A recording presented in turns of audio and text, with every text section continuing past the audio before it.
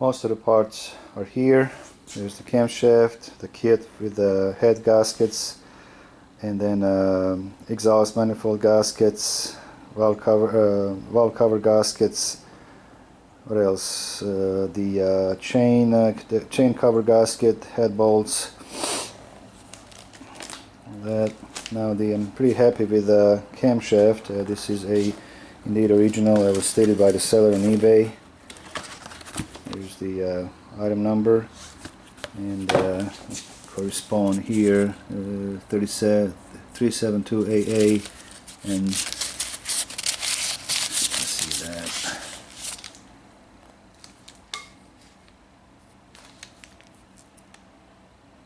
372AA. So the cam is good, and that's the first thing I'm going to install, and we'll go from there. Ready to install camshaft. I made this little bolt. I went to my local hardware store and purchased a bolt. It's pretty much the same as a bolt for a camshaft. This one is not fully threaded, but it doesn't really matter. And I welded a nut so I can actually connect my slide hammer bar on it, and this will help me hold the cam and kind of have a counterweight, so I can actually nicely, position the cam into the block.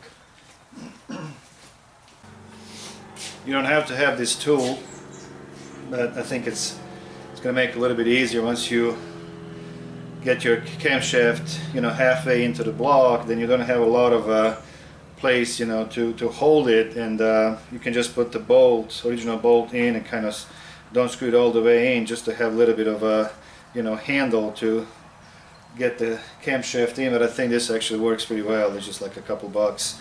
Get the another bolt and a welded nut, and put your. I put a lot of engine oil on it, and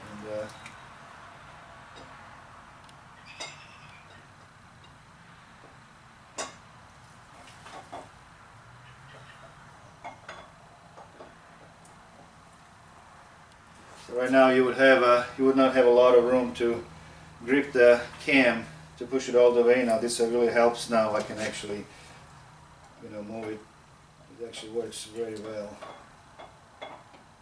There you go, it's all in. Wow, that's pretty nice.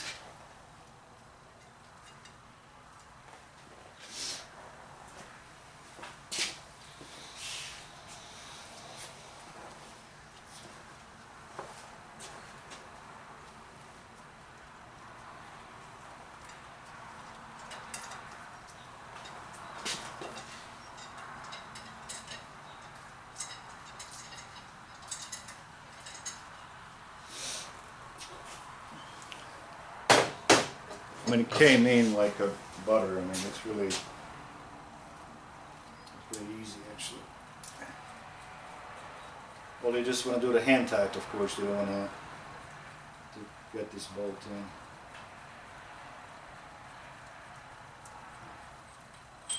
That's about it.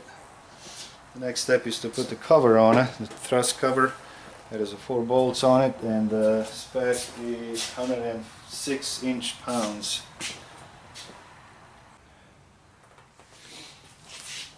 106 inch-pounds. Just gonna tighten a little bit. There we go. It's actually kind of in a cross pattern. Alright, let's see now.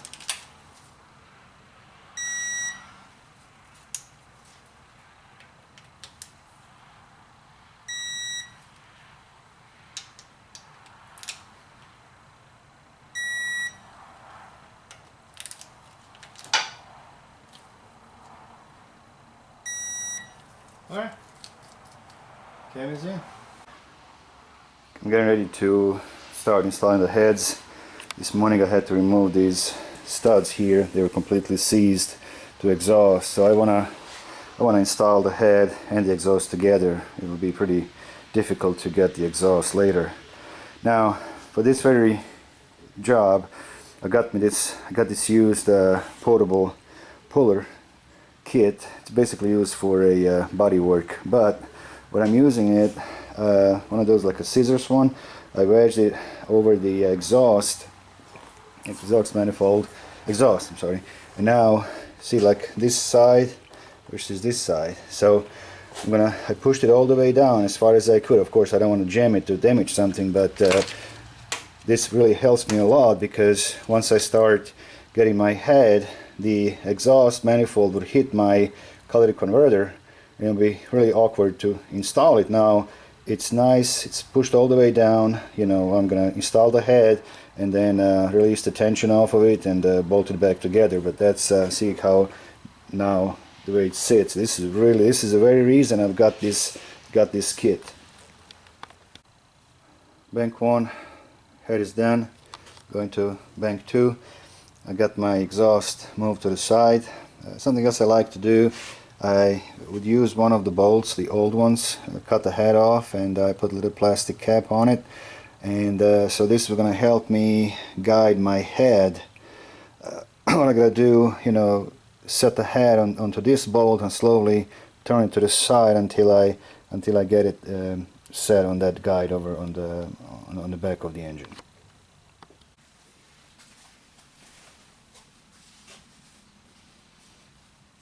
Okay, I'm ready. I wipe my hands off, and I got a couple bolts here ready to go. Let's get this one done.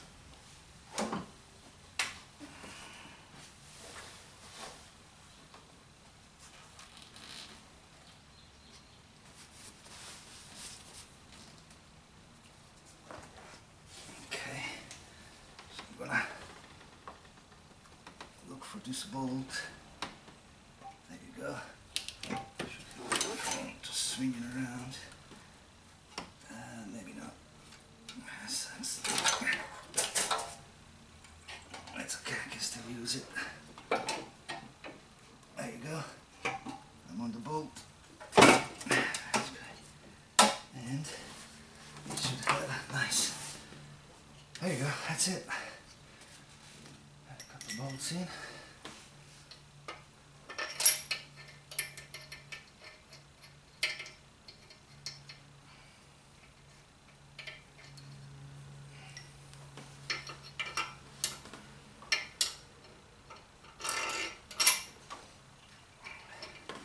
Of course, you don't want to screw this bolt too far down that you can't take it out.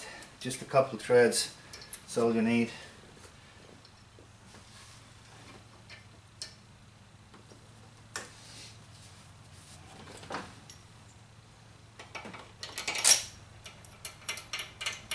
Okay, the head is secure now, it's not going anywhere. Just get it all the way down by hand. There you go.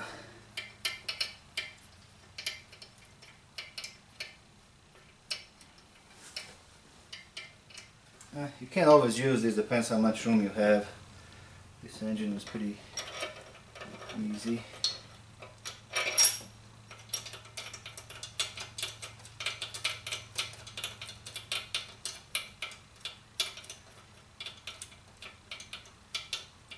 Okay, take the bolt out.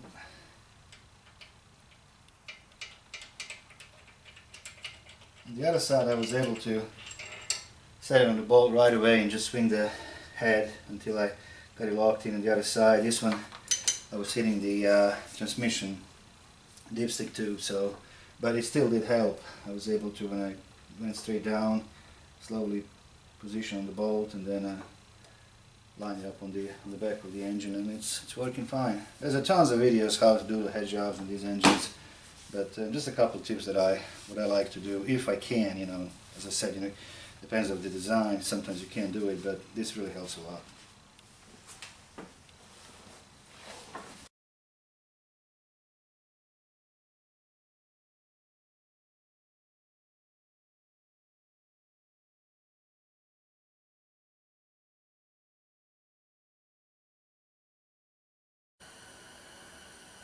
Okay, so I'm trying to get this bolt. You know, this is the bolt that actually bolts the pickup tube to a oil pump. So I got the zip tie that I actually zip tie around the tube itself, and then I have this zip tie around the bolt just to keep it from falling down.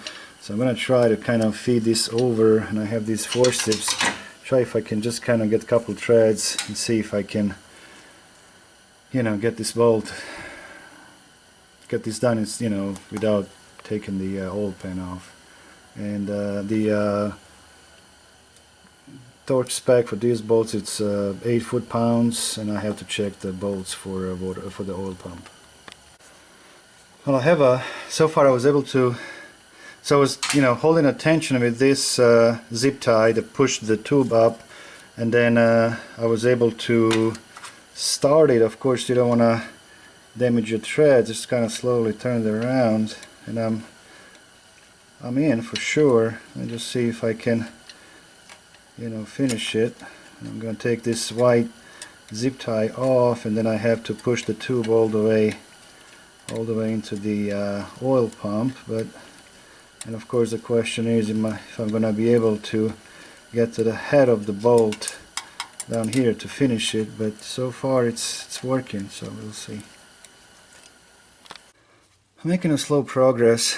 I have this straight hemostat, and I'm turning this bolt now. And the tube is in a place.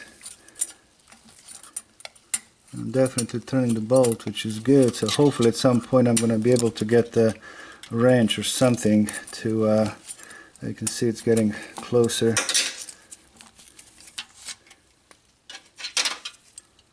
Right there. Now I'm actually on the head of the bolt right now, so I'm just going to hopefully be able to get a wrench and tighten it down and be done. I mean, this will save me a lot of time. This will work. I think I can get my narrow wrench now and finish it. Alright, it worked. So I got this 13mm wrench, got it all around here, and it's actually pretty good and tight. It's slipped now, but I don't want to over torque it, but it's good. I'm gonna put some RTV on this gasket here, and that should be fine. Yeah, that worked pretty good actually. I like it.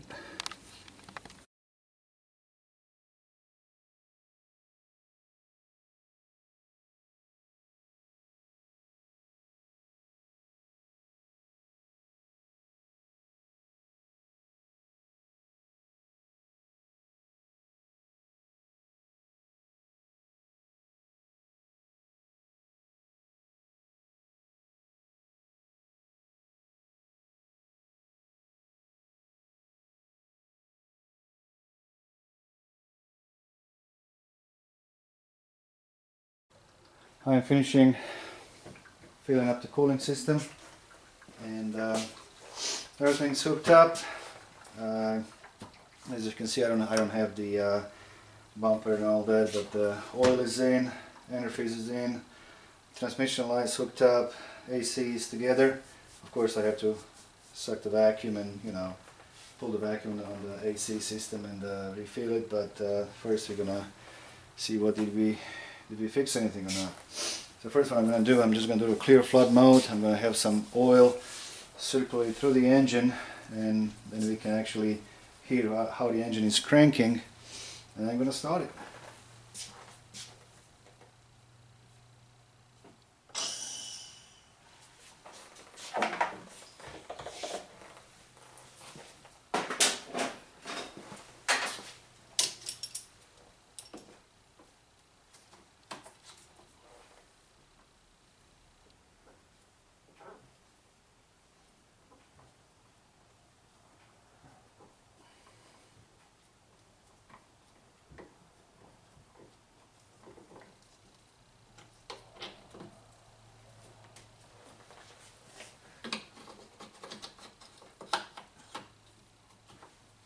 Cross your fingers, guys. There's a clear flood mode.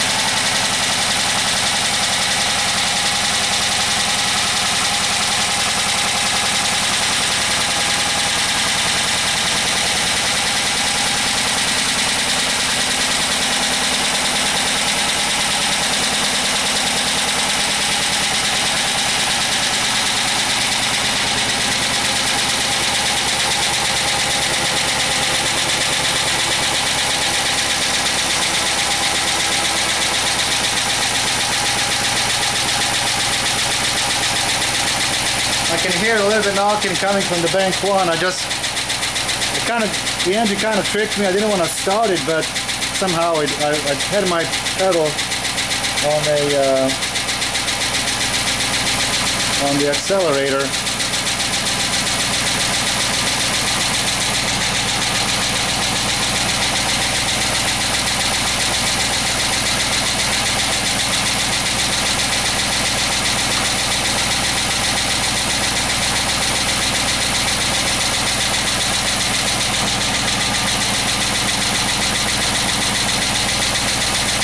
P0302 sounds pretty good, but something is knocking on the driver's side of bank one.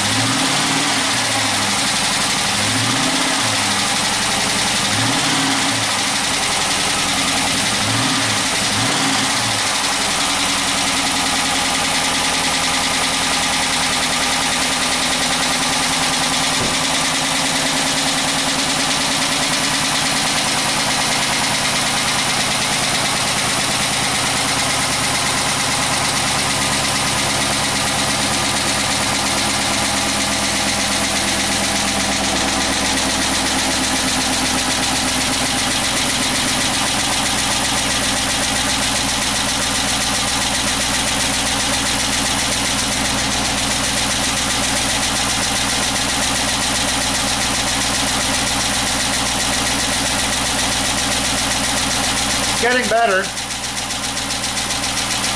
Just have to warm it up and let all the lifter fill up with oil and everything. So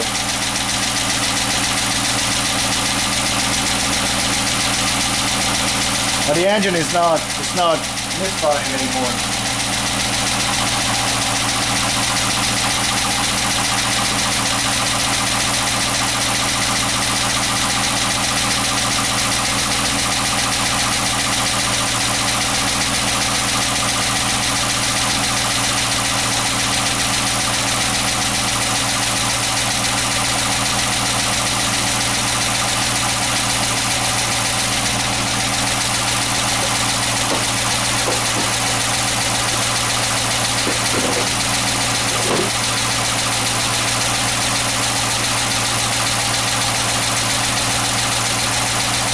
Sounds better. Still a little high, but needs to warm up. And as you can see, the engine is no longer shaking.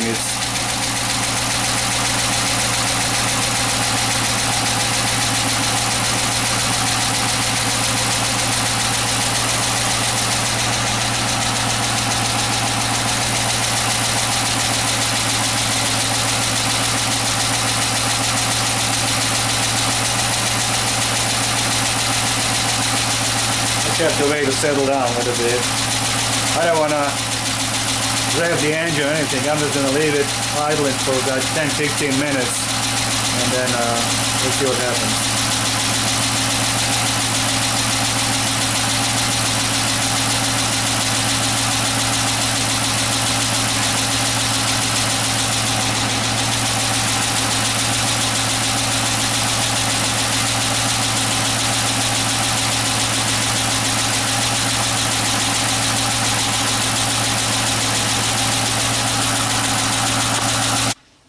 Well, this sucks.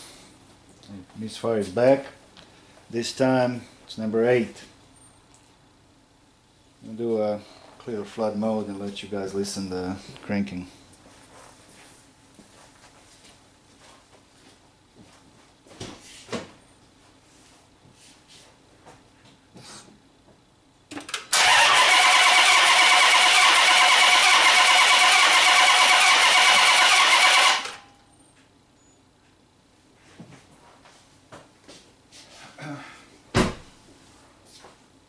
Car's been running for a good 10-15 minutes. I mean, compression should be even now. And I'm going to do a power balance test, and you'll see that number 8 is not contributing.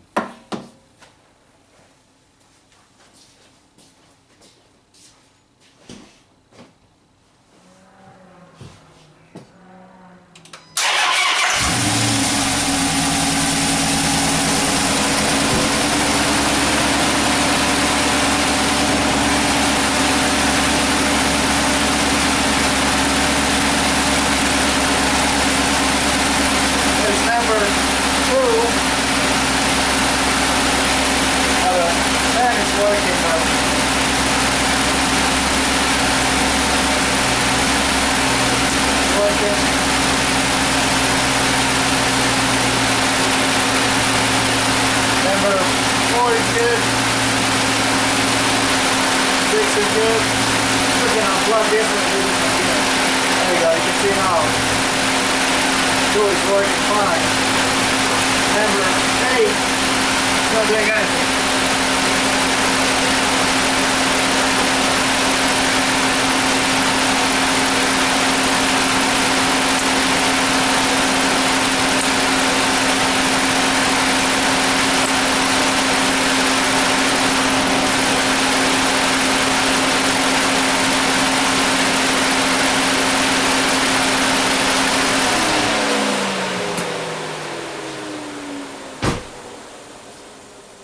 Looks like the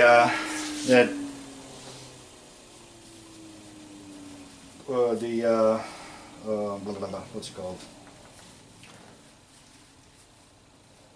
Hydraulic lifter on the intake, probably it's not working. It's not opening. Let's put the pressure transducer in. I'm not going to do a cylinder recording, but compression is low. However, you know, I was thinking that intake lifter, it's not working at all. It's not opening, but it does. I mean, it's okay.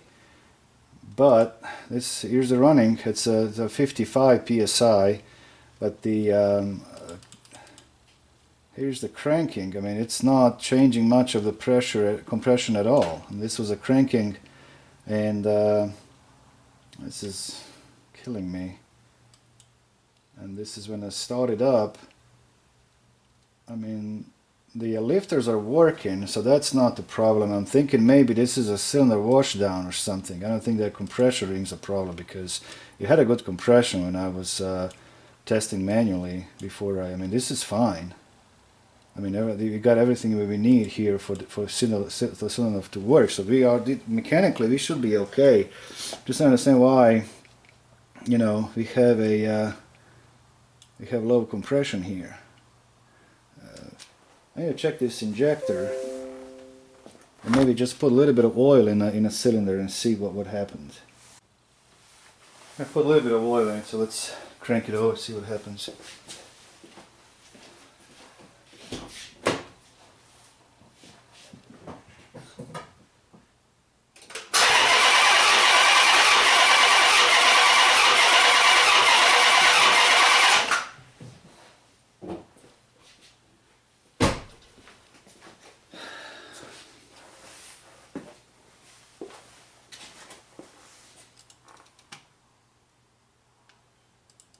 And still nothing had changed at all. What the heck? So now when I started up, the compression went up to 166 and went down. There was a quick crank, and then went down to 50 and the running.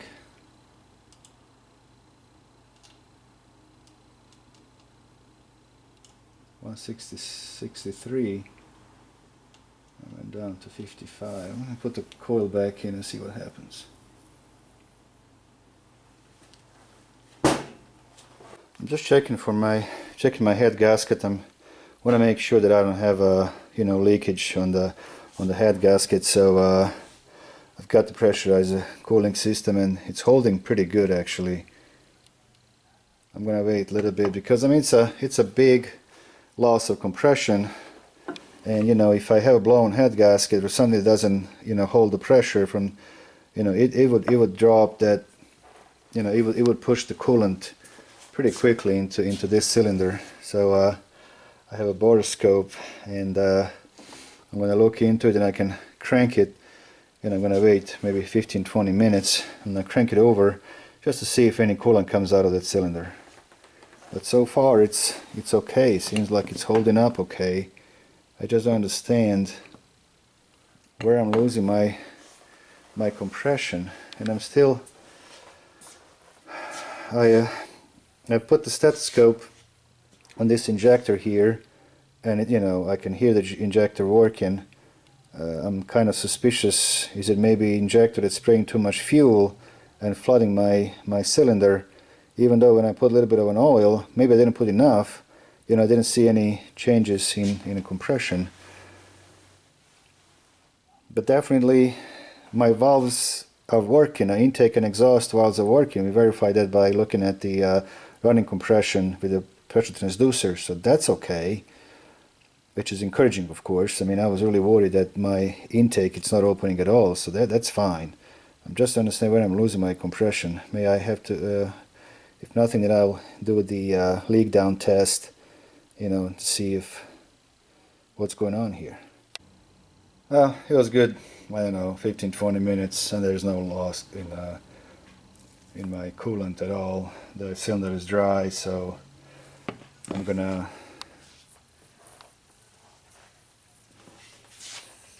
do leak down test, but coolant is not getting into the cylinder. That's good. Well, looks like I have a leakage on the exhaust valve, pretty much 100%. I have no idea how that could happen. I'm completely clueless.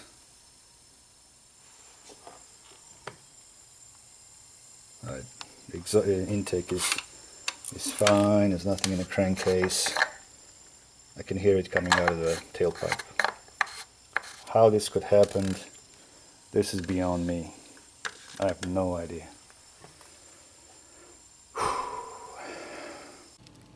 I don't know what the deal is. Everything is nice. Everything is nice. Push rods are good. I mean, everything's torqued down to spec. Why am I not having a compression on this cylinder? How this could happen? The valve seat on this exhaust valve, it's not dropped down. I mean, if I would have a valve seat drop down, I mean, I looked at the borescope, I mean, that cylinder would be just trash. It would be so much debris from that valve seat. The piston and the cylinder is a crystal clear. There's nothing in it. I don't understand. Why am I not having a compression? So I was turning the crankshaft, and the exhaust valve is opening all the way. There is no obstructions. The spring is okay. So I'm gonna compare it to another cylinder, but it's all the way down, or the push rod is all the way up.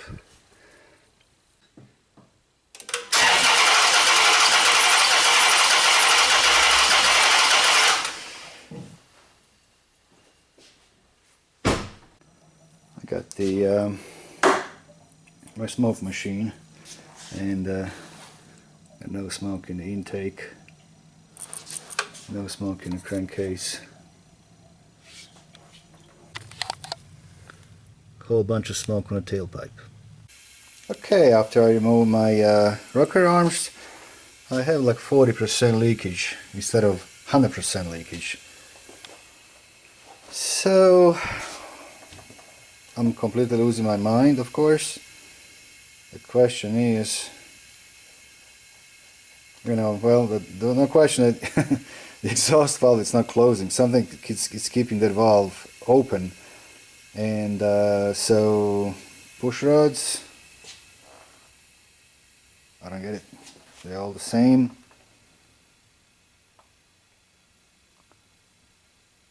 I don't know. I mean, I literally had you guys can see I had 100% leakage. There was absolutely no compression whatsoever in this cylinder.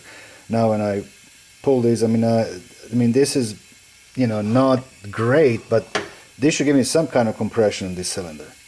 So I'm I don't know what to do.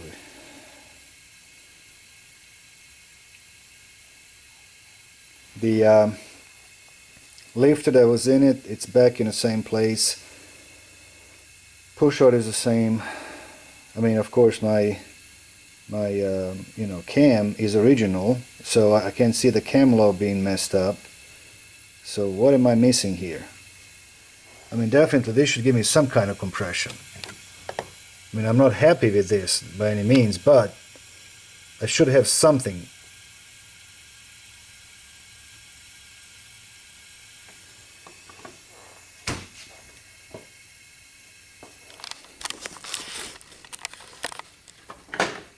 Help me, guys.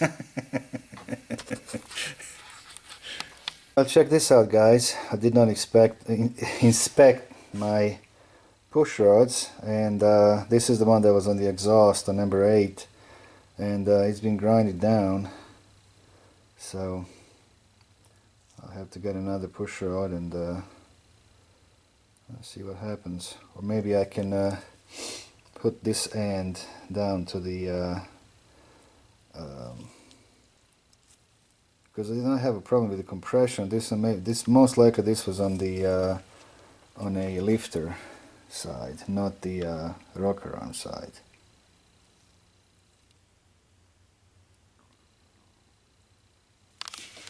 Now, what I did, I swapped the push rod from cylinder number 4, sorry, from 6 to 8. One that was grinding down a little bit. So all I actually did, I just put the push rods on a number 8 cylinder, intake and exhaust, and our leak down test is pretty good. If I move the if I move my crank, see I'm having my hand on the crank, and you can see I cannot keep the, you know, my hand, I'm moving the engine, but you can see anyhow that it is a good compression now. I mean, its leak down test is okay. So who would think that that push rod would cause valve not to close? So this thing was giving me a hard time. Now you can see this, it's been grinding down, but you would think this would cause valve not to open, but it was causing the opposite. You know, you would think that it's a shorter push rod, it would cause a shorter duration on a exhaust valve and on exhaust stroke, but for some reason, somehow it was causing the completely opposite situation, where it was this exhaust valve was not closing all the way. This thing was causing the problem. So I don't know, this is insane. Now, prior to this assembly of this engine, I did not film that in part 2. I did, once I got the new rocker arm assembly, I checked the compression. I mentioned that in part 2, but I didn't film it. You know, I checked the compression in 2, 4, and 4, 6, and 8 cylinder, and it was okay. Of course, I could not check the compression on this cylinder because, you know, my exhaust valve was messed up because of the bad lobe on a camshaft. So how this all played a role, I don't know. It's just really weird. I mean, it's just beyond me. Anyhow, I'm gonna drop the compression gauge real quick just to verify the compression, and then order the push rod. We're gonna be here tomorrow, and hopefully get this thing fixed and ship it on the road. Okay. Now we could see still, of course, the inconsistent cranking because I don't have a spark plugs here. None of the push rods are in this engine, but I don't want to see compression on this cylinder, and we are at 150 psi, and I'm happy with that. That'll be fine. I hope this will be the last time I dig into this engine. Got the new push rod. I even ordered a spring, the valve spring, but I don't think I'm going to need it.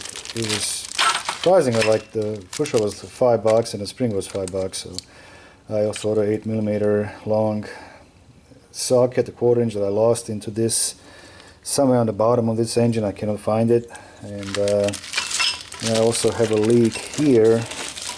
This, I put a new O-ring and it didn't hold, so I have to have to remove the intake, which is not that big of a deal, and get there's going to be another O-ring as well, and there's another hose here. I had one set of O-rings that seemed to be okay. Maybe I just I got another set of O-rings, and I'm gonna take care of that, put everything together, and hopefully it should run fine. Now guys, before I installed everything, I decided just to take one more look on this push rod that was in cylinder number 8 on the exhaust valve. I was still puzzled why would shorter push rod cause exhaust valve to stay open. And so I got the push rod here, and then these first two are original. See that they're matching at the bottom. Look at the tip of it. This is not even the original push rod for this engine. So what they did, they grind the tip down just to kind of match it the best they could. Look at how much difference there is. So no wonder this exhaust valve is staying open. Well, this is ridiculous. I mean, this is just, I have never in my life seen anything like this. Now, you know, I don't even know how this engine was running. You have number 2 cylinder that had a, you know, the lobe on the camshaft that was completely destroyed. They put another lifter on it, and then on number 8, because I kept the order, then on number 8 cylinder they put this longer push rod on it, so both of these cylinders are misfiring. I mean, this is just, this is insane. I mean, I don't understand who could even, I mean, literally this push rod is $5.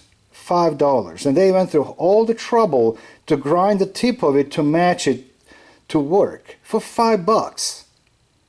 I don't know, this is beyond me. But anyhow, this should be okay now. Once I put everything back together, I should be okay. As I'm putting this engine together, I kept thinking about why would somebody put the longer push rod, and finally it hit me. This push rod was actually not in number 8 cylinder, it was number 2. And the reason they did this, they knew that the camshaft is damaged. They knew that when they pulled this lifter, the lifter was damaged, the follower was completely gone, seized. Once they put the new lifter in, you can see it perfectly fits into the lobe of the camshaft. However, the duration on the cam, it's no longer there, so they are still the push rod, I mean the hydraulic lifter still is not traveling all the way up as it should, like it would here, or whatever it may be. So anyhow, you can see how much of this lobe is gone, and so to make up for the difference, basically what they've done, they have found a slightly longer push rod and put that in just to kind of put the band-aid on it, and I have to give him a credit because I would never think of that. So that's what happened. So somehow, I think because everything was broken apart, I did not keep the order of my push rods, and I end up putting this one in number 8, which I'm glad, because if I would put this particular rod in number 2 after I put the new cam, then I'll be completely lost. They will have the same problem on number 2. There will be a loss of compression. The exhaust valve would leak. There will be a same problem. There will be a different nature of the problem. The valve would stay open longer than it should, and instead of, since we have a longer rod. So anyhow, it kind of played out okay for me because I was completely lost here. So that's the reason why there was a longer push rod, and it's coming from a number 2 cylinder. I just never bothered to you know, you kind of look for the rods, you kind of roll them down on the table just to see if they're bent, but you never really check the length of it, and that's what happened here. So yeah, this is really getting interesting. All right, everything's buttoned up. I haven't started the car yet. And we'll see, hopefully we restored the compression on cylinder number 8. There should be. And this was a difficult one, just the fact that so many parts are replaced, and they patched the engine and put the band-aid on and put some parts that there shouldn't be in it, and it was difficult. but I'm hoping this will be the end of it. And all right, let's see what we got.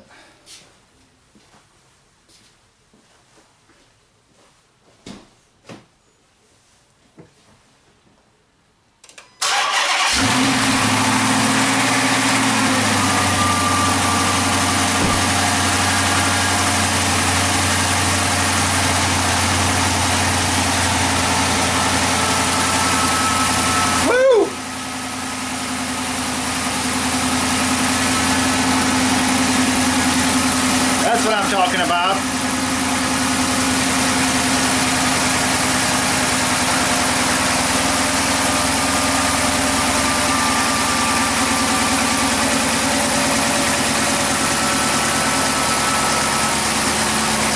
No knocking noise, no misfires.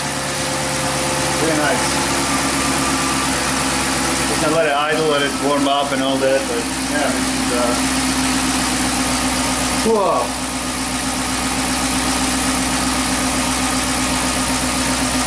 I have to wait for the engine to warm up and add some more coolant to it, and yeah, that's wow.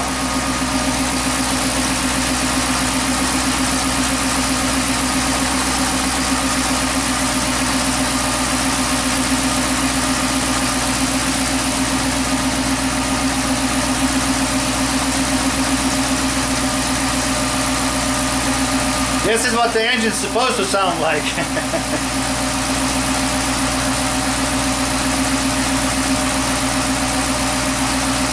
Alright, well I'll be back once I get it out for test drive, so I still have to put the front bumper and all that, but I just drive it out a couple of times.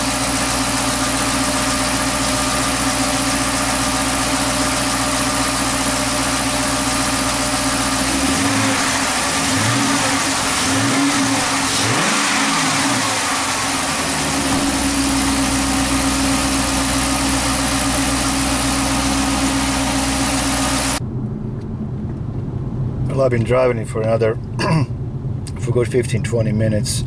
The engine is quiet, the temperature is good, and I think they will be happy. We were trying to stay in the budget to get this fixed, and I think we achieved what we wanted it to. We stayed in the budget for sure. Now, engine-wise, you know, it was not actually very difficult. I enjoy working on it. It's a push-rod engine, so much easier than overhead cam engines. You just have one chain, and that's so much easier. Hood is pretty big. It has a lot of room to work, and so that was not the problem at all. I did have to disassemble the front end, but I knew that from the get-go that in order to remove my camshaft, I had to do that, and that was not the problem. Unfortunately, all the circumstances that I had to go through to figure everything out, it was really kind of difficult. And again, when you don't get all the information from the owner, and the owner doesn't know either. As a matter of fact, he asked me, is it like when we talked about it the first time, and he came to me with this problem with his car, he asked me, is it possible that something could be done to it to kind of temporarily fix the problem? And I said, no, it's just once the cam is damaged, and there's no way around that. You just have to put new cam in and new lifter, and fix the problem that way. So anyhow, this is the first time I've seen this, that somebody could, this whole time I was thinking, how is it, what difference is it going to make, just putting a new lifter in it? You still have a huge gap, because your lobe on your camshaft is damaged to the point it's no longer going to open a valve enough, and you will have a misfire. And somehow they came up with the idea to put a longer push rod, and that was actually ingenious. I mean, I'm not sure what engine they got the push rod from, but I guess it worked. So now, why did it happen? What caused the rest of the damage, that the push rod on number 8 cylinder was completely pushed out on the intake? most likely I would say you know, the misfire got worse at the time and the engine was shaking, and the bolts on the rocker arm assembly over time got loose, and because we did not have a problem on cylinder 8 at all. I mean, that was fine, and until, you know, everything got loose, and then unfortunately it happened what happened. And so now when I you know, installed the first time when I installed my rocker arm assembly, I had done a compression test on the 4, 6 and 8 cylinder just to confirm that, you know, the valves are okay, and I told the owner we should be okay, and we can go ahead and proceed with the disassembly of the engine.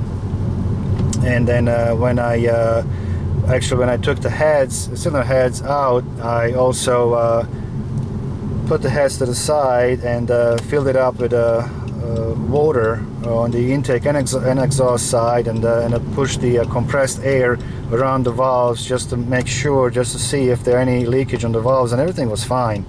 And of course I did a leak down test on a 4, 6 and 8 cylinder, just, you know, so all that was okay until I put everything back together, and then all of a sudden I lost the compression on my cylinder number 8. Now my first thought was that I did not change a hydraulic lifter on intake side on cylinder number 8. I reused everything, other than only lifter that I changed was one on a number 2 cylinder. And I was afraid that my intake lifter collapsed and they would not open my intake valve. Now, something interesting was that when I put the insular pressure transducer in it, and that's actually pretty cool tool, we could see, you know, that my valves are working. So I said, well, something doesn't make sense here, you know, and there's where the pressure transducer kind of play a big role as well, where, you know, I could see right away that, you know, my intake and exhaust valves are functioning. They're functional, but the compression is low. And of course I was really, you know, confused what's going on. And then I did a leak down test and had 100% leakage.